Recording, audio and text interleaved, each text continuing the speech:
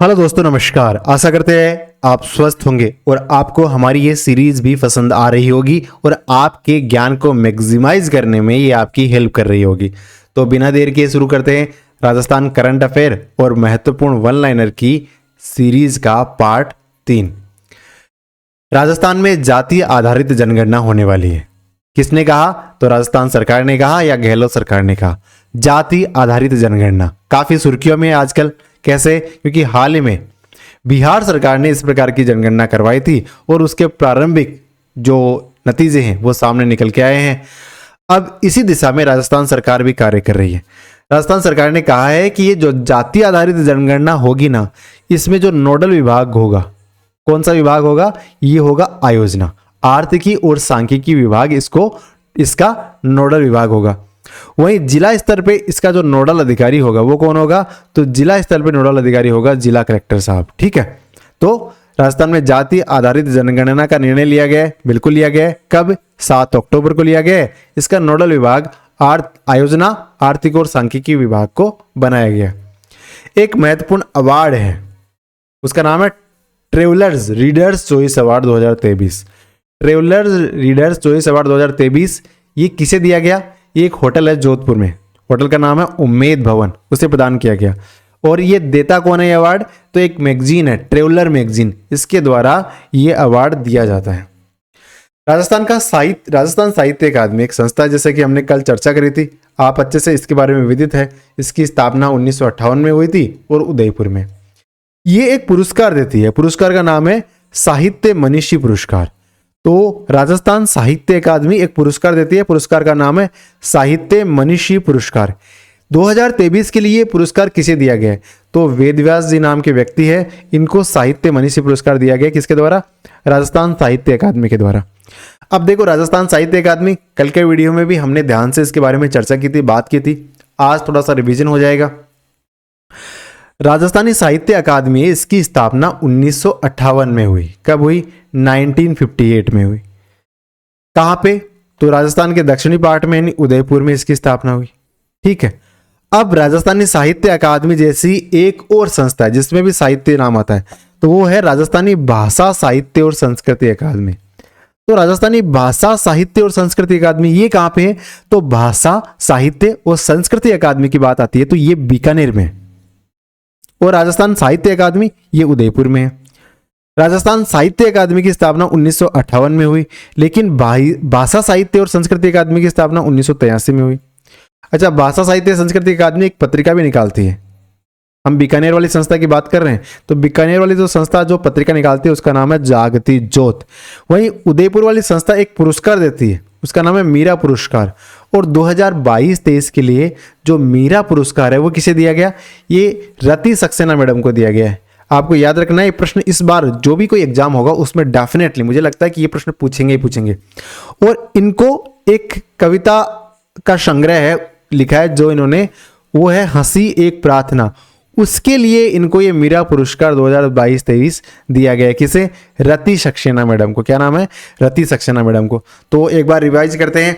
राजस्थान में जाति आधारित जनगणना 7 अक्टूबर को गहलोत सरकार द्वारा निर्णय लिया गया। नोडल विभाग आयोजना विभाग होगा।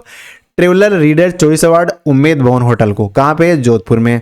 भाषा साहित्य का साहित्य मनीषी पुरस्कार वेद व्यास जी को दिया गया। राजस्थान साहित्य अकादमी की स्थापना 1958 में। राजस्थानी भाषा साहित्य और संस्कृति अकादमी की स्थापना 1983 में।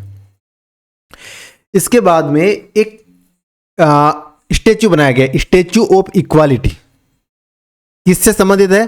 तो ये बाबा साहब अंबेडकर से संबंधित है, यानी बाबा साहब अंबेडकर की एक प्रतिमा बनाई गई है और उस प्रतिमा को नामकरण किया गया किस नाम से? Statue of equality.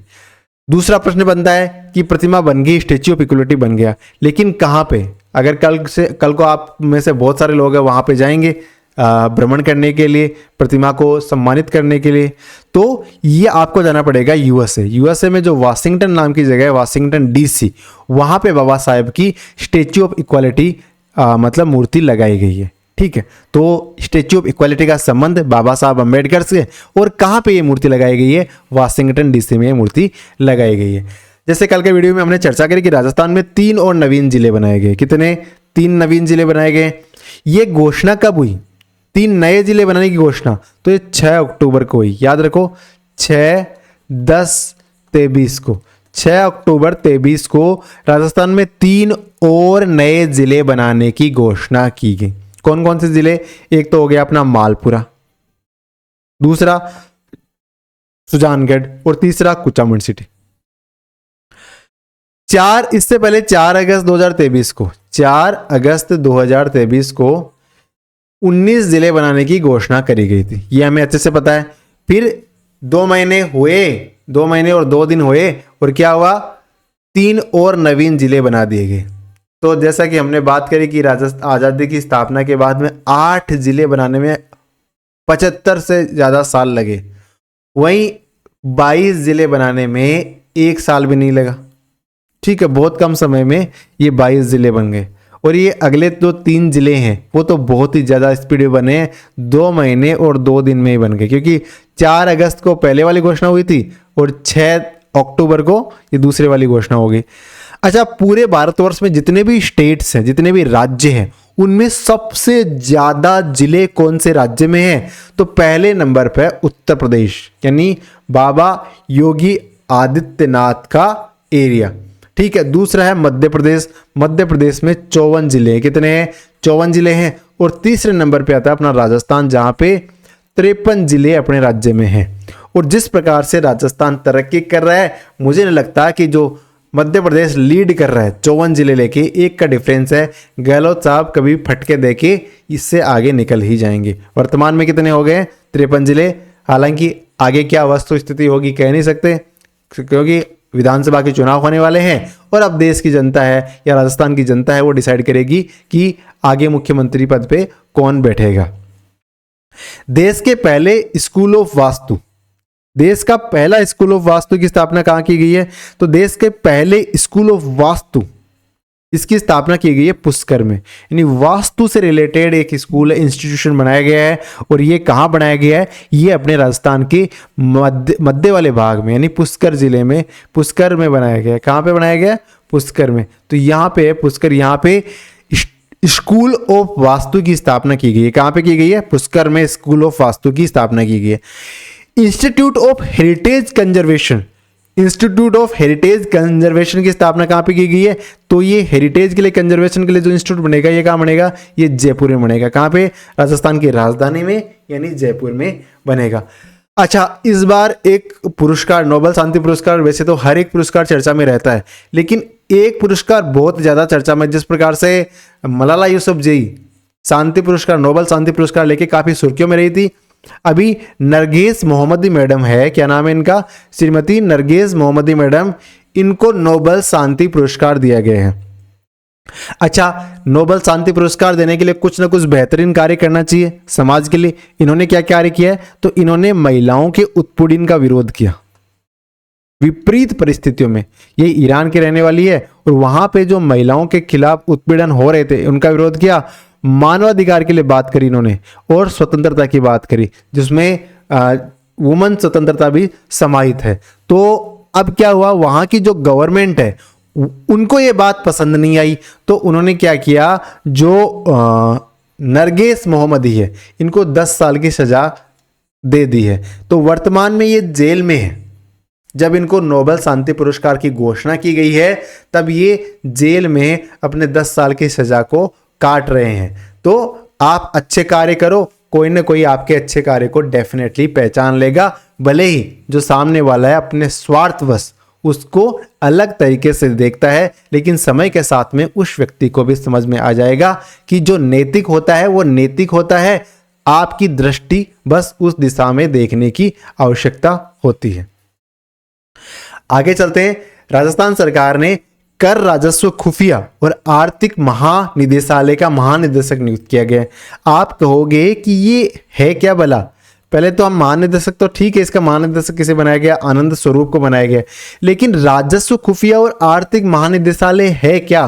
तो राजस्व खुफिया और आर्थिक महानिदेशालय है, ये हाल ही में गठित किया गया।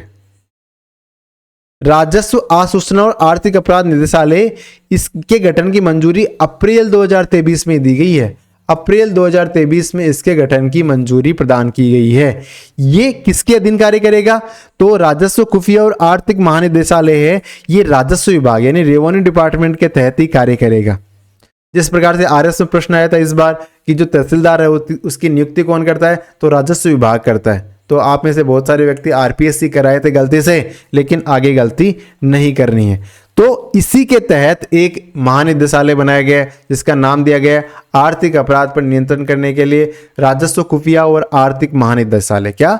राजस्व, खुफिया और आर्थिक महानिदेशालय। और इसके गठन की मंजूरी कब दी गई? तो अप्रैल के महीने में 2023 में मंजूरी दी गई हाल ही में। अभी बात आ गई राजस्व विभाग की। तो राजस्व विभाग का हेडक्वार्टर कहाँ पे है? तो ये अजमेर में है। कहाँ पे? अजमेर में। और राजस्व विभाग की स्थापना, ये प्रश्न भी आ चुका है एग्जाम में, तो ये 12 अगस्त 1949 को राजस्व विभाग की स्थापना की गई। कब है? 12 अगस्त 1949 को राजस्व विभाग की स्थापना कर दी गई थी। ठीक है, तो एक बार फिर से देखते हैं। राजस्व, खुफिया और आर्थिक महानिदेशालय का महानिदेशक किसे बनाया गया है? यानी राजस्व, खुफिया और आर्थिक महानिदेशालय का जो हेड बनाया गया है वो किसे बनाया गया है? आनंद स्वरूप को। यानी जो टैक्स चोरी वगैरह करते हैं ना, उनके उस चीज को ये देखने वाले का काम करेंगे। और उसके बाद में राजस्व विभाग का गठन ये 1949 में हो गया था। राजस्व विभाग अजमेर में है। लेकिन जो ये हम बात कर रहे हैं राजस्व, आसूचना और आर्थिक अपराध निदेशालय, इसकी स्थापना अप्रैल 2023 में इसकी मंजूरी प्रदान की गई थी। अगले पॉइंट पे चलते हैं। पहली बार राजस्थान विश्वविद्यालय में गांधीवादी दर्शन में पीजी डिप्लोमा कोर्स, यानी राजस्थान यूनिवर्सिटी है उसमें पीजी डिप्लोमा कोर्स करवाया जाएगा और डिप्लोमे का नाम क्या होगा? गांधीवादी दर्शन। ये ऐसा पहली बार हुआ है। तो इसका आंसर क्या हो जाएगा? ऐसा राजस्थान यूनिवर्सिटी में किया गया है। राजस्थान यूनिवर्सिटी की बात करते हैं तो इसकी स्थापना 1947 में हो गई थी। कब? 8 जनवरी। हम कब आजाद हुए? 15 अगस्त 1947 को। उससे पहले ही अपनी राजस्थान यूनिवर्सिटी बन चुकी थी, यानी आज़ादी से पहले ही अपनी यूनिवर्सिटी, राजस्थान यूनिवर्सिटी। आप में से बहुत सारे विद्यार्थी ऐसे होंगे जो राजस्थान यूनिवर्सिटी से पास आउट या अध्ययन करे हुए हैं या राजस्थान यूनिवर्सिटी के तहत आने वाले कॉलेजों से पढ़े हुए हैं। अब राजस्थान यूनिवर्सिटी की जो वर्तमान में कुलपति है वो कौन है? वाइस चांसलर कौन है? तो कल के वीडियो में हमने बात करी कि पहली फुल टाइम ये वीसी है, उनका नाम है अल्पना कटेजा। और राजस्थान यूनिवर्सिटी एक मैगजीन भी निकालती है। अच्छा, मैगजीन का नाम है द इकोनॉमिस्ट। क्या नाम है? द इकोनॉमिस्ट नाम से मैगजीन ये राजस्थान विश्वविद्यालय के द्वारा निकाला जाता है। एक नाम का भी चर्चा में रहा, उनका नाम है नूर शेखावत। क्या नाम है? नूर शेखावत। नूर शेखावत है, इनको महारानी कॉलेज ने एडमिशन दिया है। नूर शेखावत एक ट्रांसजेंडर है और इनको महारानी कॉलेज ने एडमिशन दिया है। साथ ही जो जयपुर ग्रेटर नगर निगम है, इन्होंने इनको बर्थ सर्टिफिकेट भी प्रदान किया है। और कैटेगरी कौन सी रखी है? ट्रांसजेंडर रखी है। राज्य सरकार द्वारा नवगठित राज्य कृषक ऋण राहत योजना आयोग का, यानी राज्य कृषक ऋण राहत योजना आयोग का जो अध्यक्ष बनाया गया है वो किसे बनाया गया है? प्रकाश चंद्र गुप्ता को। किसे बनाया गया है? प्रकाश चंद्र गुप्ता को इसका अध्यक्ष बनाया गया है। ठीक है, आगे चलते हैं। राजस्थान के इकराम राजस्थानी को अणुव्रत पुरस्कार 2023 से सम्मानित किया जाएगा। अणुव्रत पुरस्कार, इसका सम्मान किसे दिया जाएगा 2023 के लिए? तो ये इकराम राजस्थानी को दिया जाता है। कौन देती है? तो ये संस्था अणुव्रत विश्व भारती सोसाइटी है जो मुंबई में है, उसके द्वारा ये पुरस्कार प्रदान किया जाता है। अच्छा, इसी सोसाइटी का सबसे टॉप का पुरस्कार है अणुव्रत सर्वोच्च पुरस्कार। ये किसको दिया गया 2023 के लिए? ये रतन टाटा को दिया गया। अच्छा, रतन टाटा को अगर अणुव्रत सर्वोच्च पुरस्कार दिया गया है तो जो इकराम राजस्थानी है इनको कौन सा पुरस्कार दिया गया है? तो इनको दिया गया है अणुव्रत पुरस्कार 2023। ये लेखक की श्रेणी में दिया गया है। किस श्रेणी में? लेखक की श्रेणी में इनको यह पुरस्कार प्रदान किया गया है। इकराम राजस्थानी, आप कहोगे कि मैंने ये नाम पहले सुन रखा है लेकिन रिकॉल नहीं कर पा रहे हो। बिल्कुल सही बात है, हम रिकॉल करवाते हैं।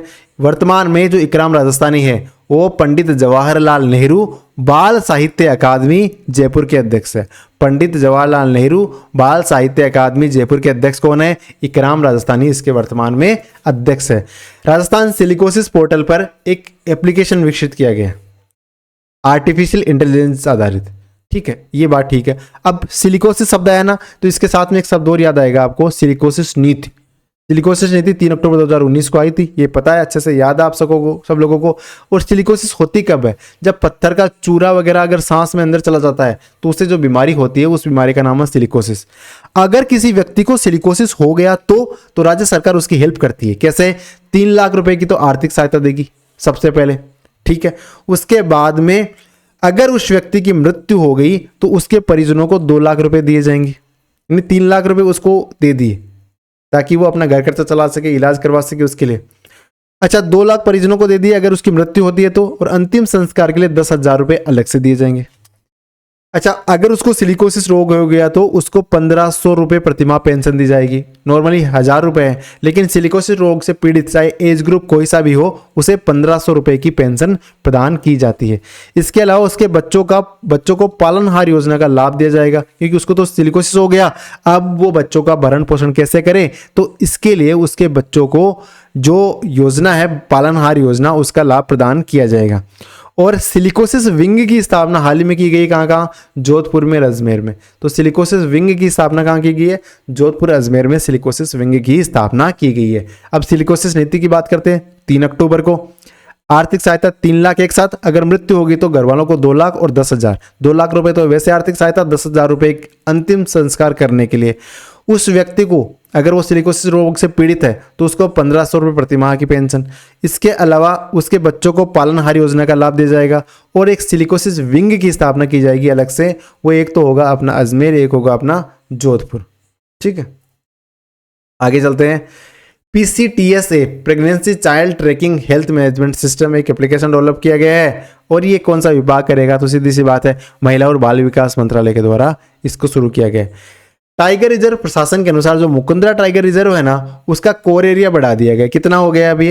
अब ये हो गया 1135 वर्ग किलोमीटर। कितना हो गया? 1135 वर्ग किलोमीटर एरिया हो गया जो अपना मुकुंदरा हिल टाइगर रिजर्व का है। कितना हो गया? 1135। अब राजस्थान में कौन कौन से टाइगर रिजर्व है? तो एक तो देखो अपना रणथंभौर हो गया, इसका एरिया कितना है? 1411, यानी 1411 वर्ग किलोमीटर। याद रखो, पॉइंट वाले छोड़ दो, 1400 से ऊपर है। इसके बाद में सरिस्का आता है, उसका है 1214। कितना? 1213 कर लो, 1214 कर लो, 1213 वर्ग किलोमीटर। किसका? सरिस्का का। इसका मतलब क्या हो गया? जो रणथंभौर है वो सरिस्का से बड़ा है, बिल्कुल है। इसके बाद है मुकुंदरा हिल्स। मुकुंदरा हिल्स पहले कितना था? 760 वर्ग किलोमीटर था, लेकिन अभी इसे बढ़ा के कितना कर दिया गया? 1135 वर्ग किलोमीटर कर दिया गया। लेकिन फिर भी ये तीसरे नंबर पे रहेगा। लेकिन सबसे बड़ा कौन सा है? सबसे बड़ा होगा रामगढ़ विस्तारी। इसकी घोषणा मई 2022 में की गई और ये 1501 वर्ग किलोमीटर का होने वाला है, 1501 से 1502 के मध्य। और ये जो रामगढ़ विस्तारी है ये पूरे भारतवर्ष की 52 नंबर की बाघ परियोजना है, ठीक है। ये सारी बातें इसमें हमने कर ली। और टाइगर रिजर्व का जो एरिया मुकुंदरा हिल्स का है वो बढ़ के 759 से लेके 1135 हो गया। कितना हो गया? 1135 हो गया। चलिए आज के वीडियो को यहीं तक रखते हैं। आशा करते हैं आपको हमारी सीरीज पसंद आ रही है, तो लगातार बने रहो, पढ़ते रहो। Thank you, all the best. आज वीडियो थोड़ा सा छोटा है, अगले वीडियो को हम थोड़ा सा लेंदी बनाएंगे, तो उसके लिए क्षमा प्रार्थी पहले से ही है। Thank you, all the best. हाँ, चैनल को सब्सक्राइब जरूर कर लो।